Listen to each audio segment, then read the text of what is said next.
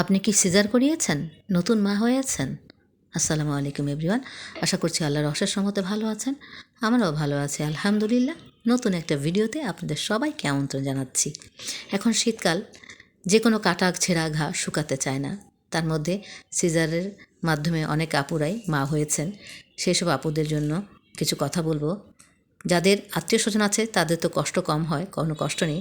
আর যারা নিজেরা একা বাচ্চা সামলিয়ে নিজেকে দেখাশোনা করে বা নিজের স্বাস্থ্যের প্রতি খেয়াল রাখে, তাদের জন্য অনেক বেশি কষ্ট হয়ে যায়। তাদের জন্য বলবো, সিজারের পর আপুরা ঘা শুকানোর জন্য আপনারা যা করবেন বা যেগুলো খাবেন সেগুলো হলো: 1, প্রোটিন সমৃদ্ধ খাবার যেমন ডিম, মুরগির মাংস, মাছ, ডাল ও ছোলা। 2, ভিটামিন সি সমৃদ্ধ খাবার মাল্টা, লেবু, কমলা ও আমলকি।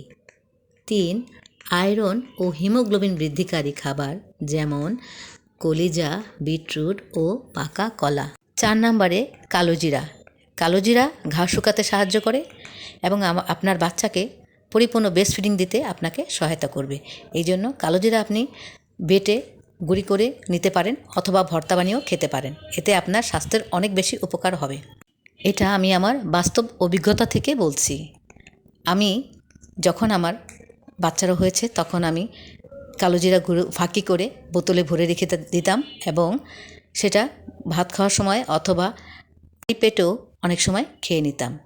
আজকে এই পর্যন্ত। সবাই ভালো থাকবেন, আমার জন্য দোয়া করবেন। আল্লাহ হাফেজ। আসসালামু আলাইকুম রহমতুল্লাহ।